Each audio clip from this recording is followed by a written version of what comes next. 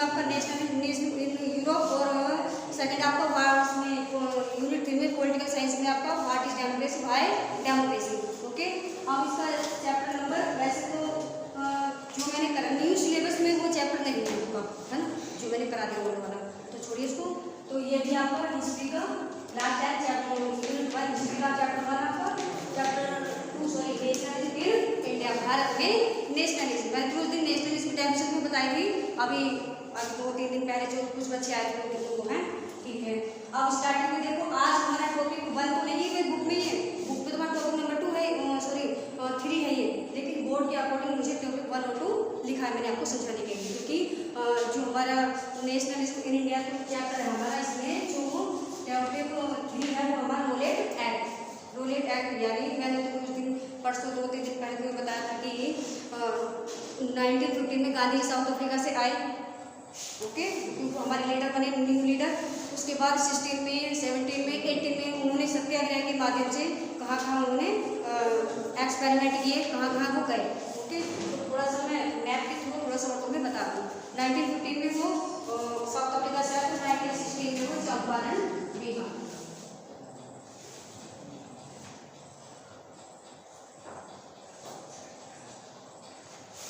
चंपारण बीघा में गए piece act को सपोर्ट करने के लिए, क्योंकि वो ब्रिटिशर्स ने उनको रिप्रेस कर रखा था, जबरदस्ती उनसे खेती करवाते थे, किस चीज़ की, इंडिगो, इंडिगो यानी नील की, क्योंकि इंडिगो एक ऐसी क्रॉप है अगर खेत में एक बार कर ली जाए तो फिर दूसरी फसल को कर नहीं सकते आप, क्योंकि उसके जो फर्टाइल है भूमि की वो खत्म हो जाती है, फिर तो आप केवल इंडिगो वाला ही नील की खेती कर सकते, उसके बाद कोई क्रॉप नहीं कर सकते।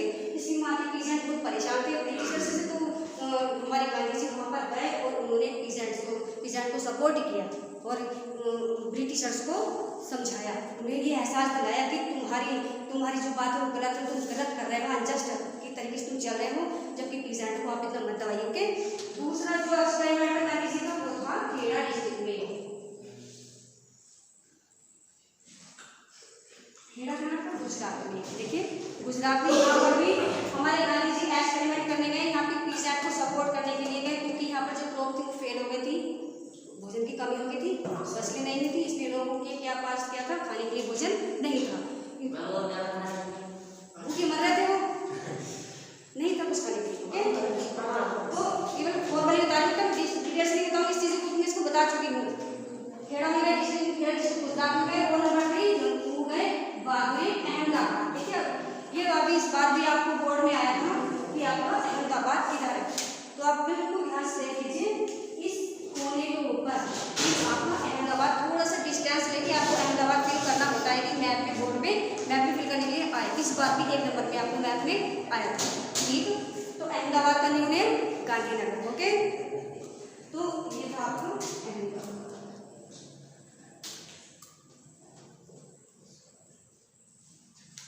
तो गांधी जी आए 1950 में, यहाँ पर 1916 1970 और 1980, ये आपको याद रखना।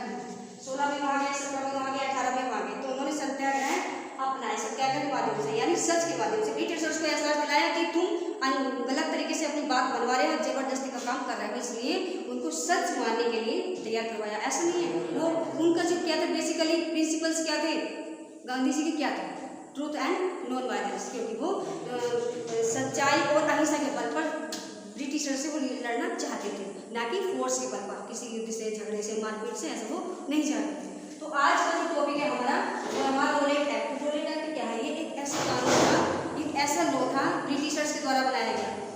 क्यों, इसमें दिया है कि रोलेट एक्ट वाज आज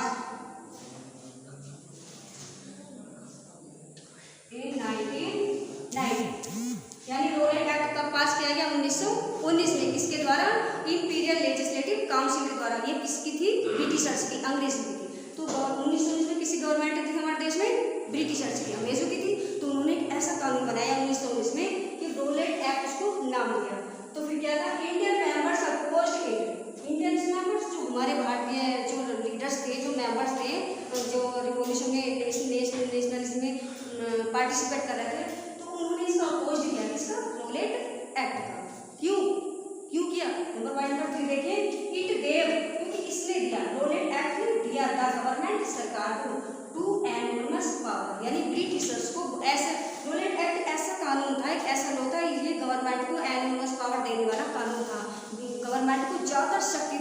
क्योंकि सारी पावर किसके हाथ में आ गई है, गवर्नमेंट की, किसी के पास में नहीं है। ऐसे ही लोग फ्री टी शर्ट्स ने बनाया। पॉइंट नंबर 4 देखिए, any free fighters could be arrested for 2 years without any trial. यानी इसका मतलब क्या था, रोलेट एक्ट क्यों बनाया गया था ब्रिटिशर्स के द्वारा, क्योंकि एनी फ्री फाइटर्स, कोई भी जो फ्रीडम फाइटर्स थे, जितने भी हमारे क्रांतिकारी थे, जितने भी लीडर्स थे हमारे, कुड बी अरेस्टेड, उनको गिरफ्तार किया जा सके फॉर 2 years 2 सालों के लिए विदाउट एनी ट्रायल, बिना किसी मुकदमे के। अब आप कहेंगे ट्रायल क्या होता है, बिना ट्रायल होता है, मान लीजिए किसी ने व्यक्ति ने कोई अपराध किया, कोई उसको 24 घंटे के अंदर जज के सामने पेश करना होता है, पूरी 24 घंटे के अंदर। और ये क्या है कि विदाउट एनी ट्रायल, 2 years 2 साल के लिए, 2 साल तक जज के सामने पेश नहीं करना, तो उसका मतलब क्या जेल में रहेगा वो है। तो ट्रायल का मतलब है जज के सामने 24 घंटे के अंदर, यदि किसी ने कोई अपराध किया, कोई गिल्टी है, कोई उसने कोई अपराध किया, 24 घंटे के अंदर उसको जज के सामने पेश करना। क्यों? क्योंकि जज के द्वारा ही ये बताया जाए कि वो गिल्टी है या नहीं। 24 घंटे में हो जाएगी ये बात क्लियर। लेकिन without any trial for 2 years कहाँ रखेंगे वो, प्रिजन जेल में।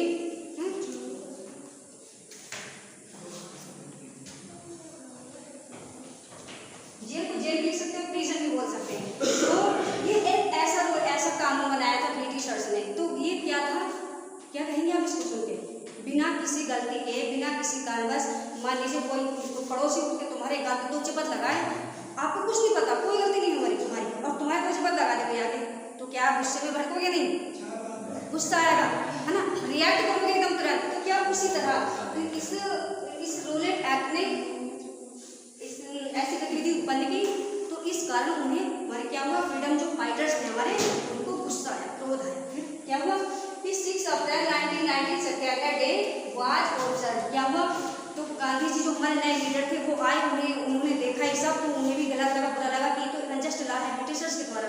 तो उन्होंने क्या हुआ कि ये उन्होंने एक प्रोक्लेम कर दिया कि 6 अप्रैल को 6 अप्रैल को सत्याग्रह दिवस मनाया जाएगा, ऑब्जर्व किया जाएगा। क्यों? क्योंकि उस दिन क्या हुआ, हड़ताल से की जाएगी, कोई भी किसी भी कंपनी में, कारखाने में कोई व्यक्ति काम नहीं करेगा, हड़ताल करेगा, है। तो क्या हुआ, तो सत्याग्रह डे इसलिए मनाया जाएगा 6 अप्रैल को कि उस दिन क्या होगा, हड़तालें होंगी पूरे देश में। ये गांधी जी ने 6 अप्रैल डेट निश्चित करवा दी। ठीक, अगला पॉइंट हमारा, ड्यू टू रोलेट एक्ट के कारण नॉन कोऑपरेशन मूवमेंट फाउंडेड, यानी नॉन कोऑपरेशन मूवमेंट आप पढ़ेंगे 1920 में जाके, यानी 1920 में शुरू हुआ था ये। लेकिन ये इस बार बोर्ड में क्वेश्चन आया था कि नॉन कोऑपरेशन मूवमेंट को स्टार्टेड कैसे, क्या रीजन था, किस कारण से स्टार्टेड हुआ था। तो नॉन कोऑपरेशन मूवमेंट का जो स्टार्ट हुआ था वो था, ये रीजन था, रोलेट एक्ट के कारण गांधी जी ने नॉन कोऑपरेशन मूवमेंट को स्टार्ट किया था। ये पॉइंट था हमारा। तो it was black law and unjust law, ये कैसा लॉ था, ब्लैक लॉ, काला कानून कह सकते हैं इसको, एंड अनजस्ट और अन्याय का, तो बुरा था, गलत था। तो क्या ये ब्रिटिशर्स के जो ये रोलेट एक्ट था, क्या आपने आपको सुना है स्टोरी के थ्रू, आपने समझा, ये सही लगा आपको? नहीं, ये गलत था। ये सारे तरीके करते हैं ब्रिटिशर्स के, वो जबरदस्ती रिप्रेस करना चाहते थे पॉलिटिकल एक्टिविटीज को, पॉलिटिशियंस को, हमारे राजनीति रिवोल्यूशनरी को, है ना।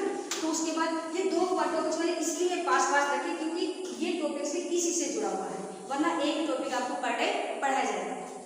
तो इसके बाद क्या हुआ, ये क्या था, ब्लैक लॉ था, रोलेट एक्ट। ये एक 1 मार्क में भी आपको नंबर आता है क्वेश्चन में कि रोलेट एक्ट कैसा लॉ था, ब्लैक था, अनजस्ट था, ट्रू था, वॉलेस था, किस तरह से था। तो आपको ब्लैक भी कह सकते हैं इसको और अनजस्ट भी कह सकते हैं, तो वर्डों में वैसे आपको एक वर्ड आएगा, ऑप्शन में आएगा।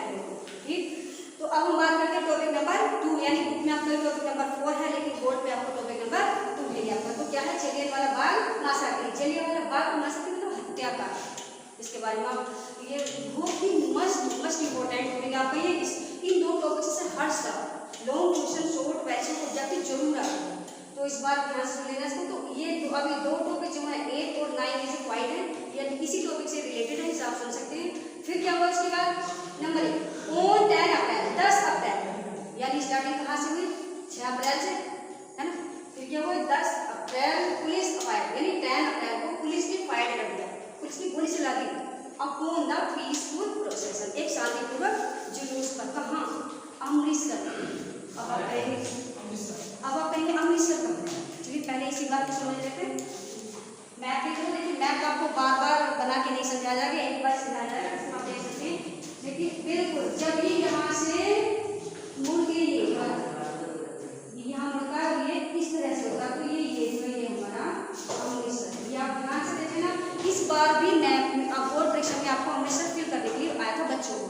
बच्चे को कोई पता नहीं, कोई बात नहीं। तो आप ध्यान से देखना, अमृतसर जस्ट जहाँ ये मोड़ खाना है उसके जस्ट नीचे अमृतसर है, आप देख सकते हैं।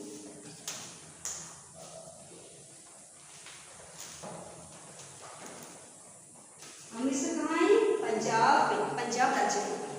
ठीक, तो बात चल रही थी अभी रोलेट एक्ट की बात चल रही है। तो क्या था, 10 अप्रैल को पुलिस ने कहा अमृतसर में, क्योंकि कुछ लोग रोलेट एक्ट का विरोध करने के, हमारे भारतीय लोग उस रोलेट एक्ट का विरोध करने के लिए सड़कों पर बैठ गए, शांतिपूर्वक बैठ गए, जुलूस कर रहे थे, शांतिपूर्वक प्रोसेशन कर रहे थे, मतलब वो विरोध कर रहे थे, प्रोटेस्ट कर रहे थे ब्रिटिशर्स का। किसी को कुछ कह तो नहीं रहे थे, वो ना गोले चला रहे थे, ना बंदूकें उनके हाथ में थी, ना लाठी डंडे उनके हाथ में थी, खाली फ्री बैठे हुए थे, क्योंकि वो प्रोसेशन कर प्रोटेस्ट कर रहे थे ब्रिटिशर्स का।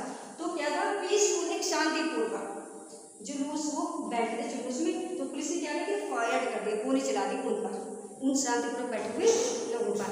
तो इससे क्या हुआ कि लोगों ने अटैक्स, आक्रमण कर दिया ऑन बैंक्स।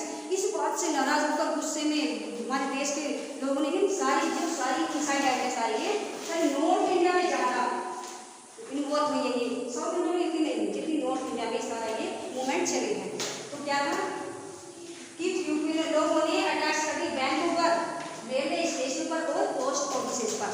क्यों भाई, मान लीजिए बिना गलती करे यदि कोई हमें मारे तो गुस्सा आएगा, तो आएगा ना।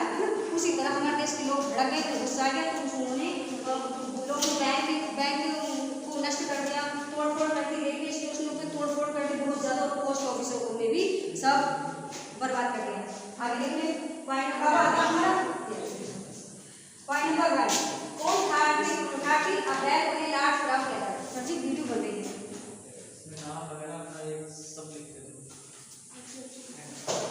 कौन 30 अप्रैल, यानी अब 10 अप्रैल के बाद क्या होता है, अब डेट आती है 13 अप्रैल, यानी 13 अप्रैल। अब 13 अप्रैल के बाद याद रखना डेट्स को, 6 अप्रैल, 10 अप्रैल, 13 अप्रैल, ये सारी आपको याद रखनी पड़ेगी बेटा, डेट्स आप याद रखना। तो 13 अप्रैल क्या हुआ, एक लार्ज क्राउड, एक लार्ज बहुत बड़ी क्राउड, भीड़, एक बहुत बड़ी भीड़ गैदर्ड इकट्ठी, एक बहुत बड़ी भीड़ 13 अप्रैल को इकट्ठी हुई।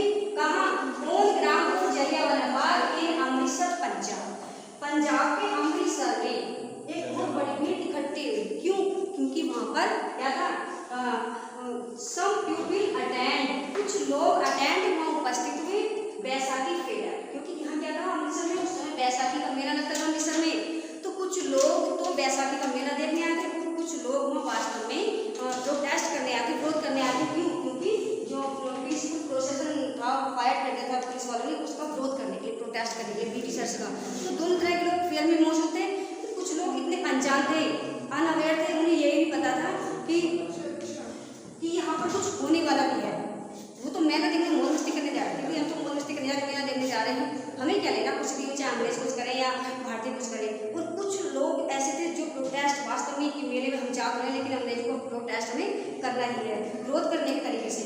तो इसके क्या हुआ, पॉइंट नंबर 2 देखिए आप, सम पीपल, कुछ लोग अमृतसर में गए, सम पीपल, कुछ लोग अटेंड उपस्थित थे बैसाखी फेयर, बैसाखी का मेला देखने के लिए, एंड दे वर अनअवेयर, क्योंकि जो मेला देखने गए थे बैसाखी का अमृतसर में, वो क्या थे, अनअवेयर, उन्हें नहीं पता था कि यहाँ क्या होने वाला है। ठीक, अब आता है पॉइंट नंबर 3, जनरल डायर ने एंटर्ड, प्रवेश किया द एरिया, उस ग्राउंड पर जहाँ वो लोग बैठे हुए थे, सारे आराम से बैठे हुए थे मेला देखने के लिए, वहाँ पर क्या किया, एंटर्ड के प्रवेश किया उस क्षेत्र में, एरिया में, एंड ऑर्डर्ड, और आज्ञा दे दी, फायर्ड, गोली चलाने की ऑन द क्राउड, भीड़ पर। यानी जनरल डायर ने अपने पुलिस सैनिकों को ऑर्डर कर दिया, शांतिपूर्वक चुपचाप, जोर से नहीं, शांतिपूर्वक ही चुपचाप जितनी भी भीड़ बैठी है इन पर गोली चला। क्यों, क्योंकि जो गुस्सा आ रहा था, उनके railway station, banks, post office सब तमाम तबाह कर दिए थे। हमारे इन लोगों ने जिनका जुलूस वाले जो लोग थे, इन्होंने मतलब जुलूस में जो लोग बैठे थे, तो मतलब जुलूस में जो लोग बैठे थे उनके परिवार वाले इस बात से बहुत नाराज हुए। मान लीजिए हम कहीं मेला देखने जाए और उनका कोई गोली चला दे तो सबसे ज़्यादा नाराज कौन होगा, गुस्सा किसे आएगा, हमारे परिवार वालों को। तो उसी तरह इनके परिवार वाले लोग भी बहुत नाराज थे। उन्होंने क्या कर दिया, उन्होंने तोड़फोड़ करी बैंकों पर, पोस्ट ऑफिस, रेलवे स्टेशनों पर। तो इस बात का बदला लेने के लिए जनरल डायर ने वहाँ शांतिपूर्वक बैठे हुए लोगों पर, जो बैसाखी का मेले देखने के लिए आए करने का ऑर्डर करेगा। ठीक, आगे देखिए number 4, General Dyer imposed, General Dyer ने लागू कर दिया। जनरल डायर ब्रिटिशर्स लीडर थे बहुत ज़्यादा। जनरल तो डायर वाज इम्पोज्ड, डायर ने इम्पोज करके लागू कर दिया क्या, मार्शल लॉ। मार्शल लॉ मतलब है सैनिक कानून। सैनिक कानून, मार्शल लॉ का मतलब होता है एक तरह से कर्फ्यू। कर्फ्यू तो आप जानते हैं है ना, तो एक तरह से कर्फ्यू लागू कर दिया उसने, जनरल डायर ने।